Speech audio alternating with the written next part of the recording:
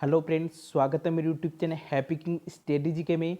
तो गाइस इस वीडियो में बात करने वाला हूँ समालोचना पाठ योजना में आपको कला शिक्षा की फाइल किस प्रकार तैयार करनी है, इसको लेकर दोस्तों इस वीडियो में बात करने वाला हूँ। तो गाइस आपको वीडियो को एंड तक बने रहना है। तो चलते हैं गाइस। सबसे पहले आपको लिखना सत्र, आपका जो सत्र चल रहा है उसके बारे में आपको यहाँ पे सत्र लिखना है। सत्र के बाद में यहाँ पे आपको नोट डाउन करना है छात्र अध्यापक या छात्र अध्यापिका का नाम यानी खुद का नाम, फिर अपने पिताजी का नाम, फिर यहाँ पे लिखना है अनुक्रमांक या रोल नंबर यहाँ पे लिखनी है। इसके बाद में शिक्षण विषय में आपको लिखना है कला शिक्षा। प्रकरण अपना रहने वाला है रंगोली, तो दोस्तों आपको यहाँ पर रंगोली लिखना है। इसके बाद में वर्ग लिखना है, आपका वर्ग कौन सा चल रहा है। शिक्षक विद्यालय के नाम की बात करें तो दोस्तों आपके जिस विद्यालय में आपकी इंटर्नशिप चल रही है उस संस्था का आपको विद्यालय का आपको नाम नोट डाउन करना है। बात करते हैं आगे।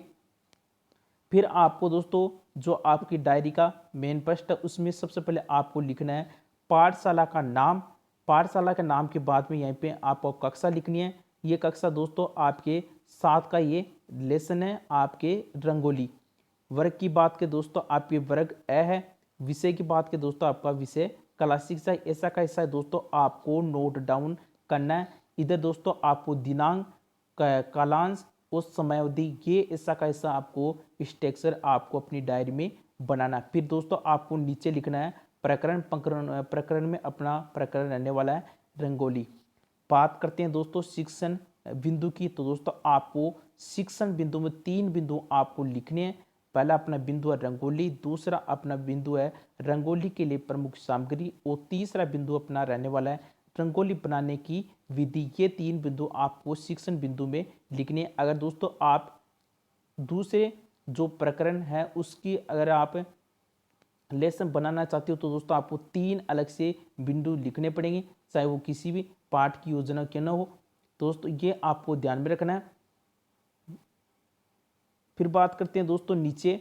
नीचे दोस्तों आप जो मैंने बना रखा है वैसा का वैसे आपको स्टेक से बनाना है। क्रम संख्या, विशिष्ट उद्देश्य, अपेक्षित व्यवहारगत परिवर्तन, ये आपको 3 बिंदु आपको ऐसे कैसे लिखने हैं। इसके बाद में अपना पहला बिंदु रहने वाला ज्ञानात्मक।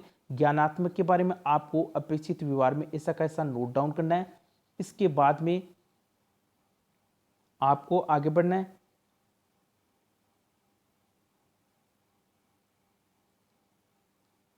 फिर अपना दूसरा पॉइंट रहने वाला है अवबोध। अवबोध के बारे में आपको लिखना है। इसमें दोस्तों आपके 4 पॉइंट हैं, चारों पॉइंट आपको अपेक्षित व्यवहारगत परिवर्तन में आपको नोट डाउन करने हैं।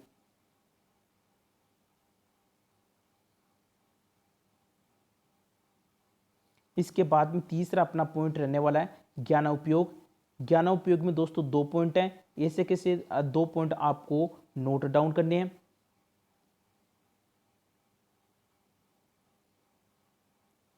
इसके बाद में चौथा अपना पॉइंट रहने वाला है कौशल। कौशल के बारे में आपको लिखना है ऐसा का ऐसा ही।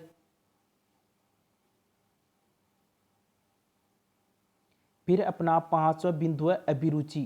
अभिरुचि के बारे में इसमें 3 पॉइंट है, तीनों के तीनों पॉइंट आपको नोट डाउन करने हैं।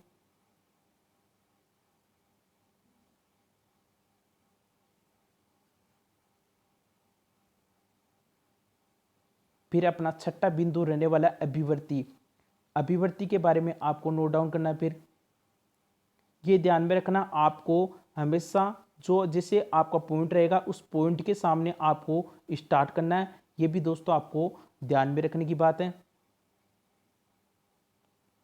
फिर अपनी सहायक सामग्री, जैसे दोस्तों आप डायरी बनाने फाइल बनाने में आपने कौन कौन सी सामग्री काम में ली वो उनका दोस्तों आपको यहाँ पे नाम लिखना है। जैसे दोस्तों मैंने लिख रखे हैं ऐसा का ऐसा ही दोस्तों आपको नोट डाउन करना है। फिर है शिक्षण बिंदु। शिक्षण बिंदु में आपकी कौन कौन सी प्रक्रियाएं हैं। 3 प्रक्रियाएं हैं कला शिक्षा में। तो पहली है आपकी व्याख्यान विधि, दूसरी प्रश्नोत्तरी विधि, तीसरी दोस्तों आपकी आगमन निगमन विधि। ये 3 विधियां दोस्तों आपकी कला शिक्षा में।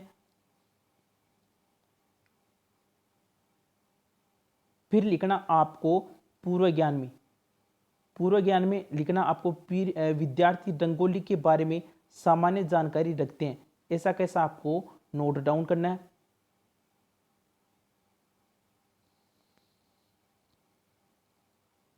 इसके बाद में अपन को जो प्रस्तावना प्रश्न है उसके बारे में आपको लिखना है।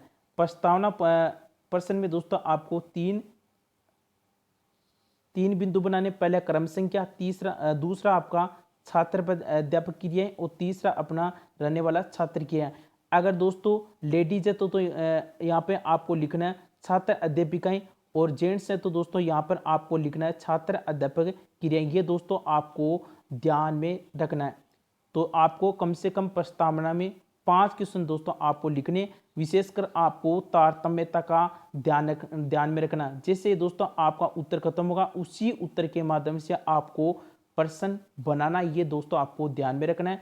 दोस्तों आपको ये 5 प्रश्न है, ऐसे कैसे आपको नोट डाउन करना है।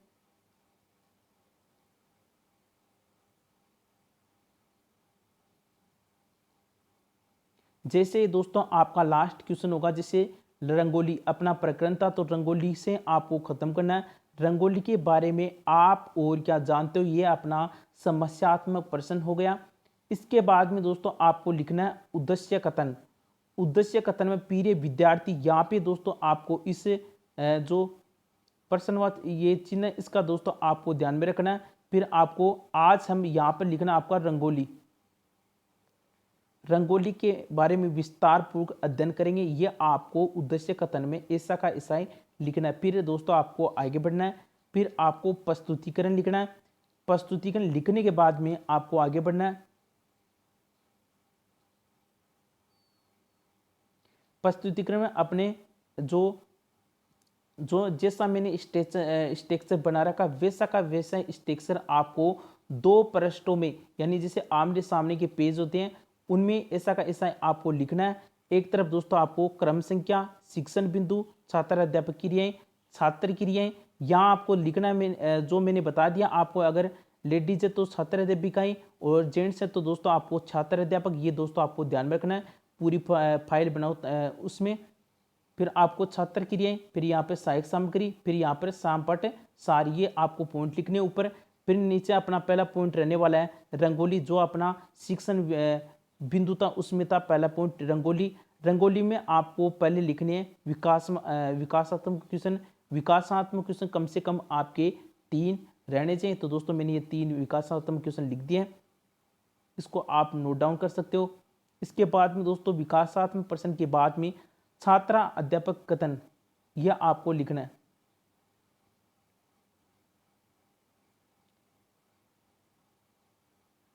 छात्र अध्यापक कथन में दोस्तों आपको ऐसा का ऐसा नोट डाउन करना है।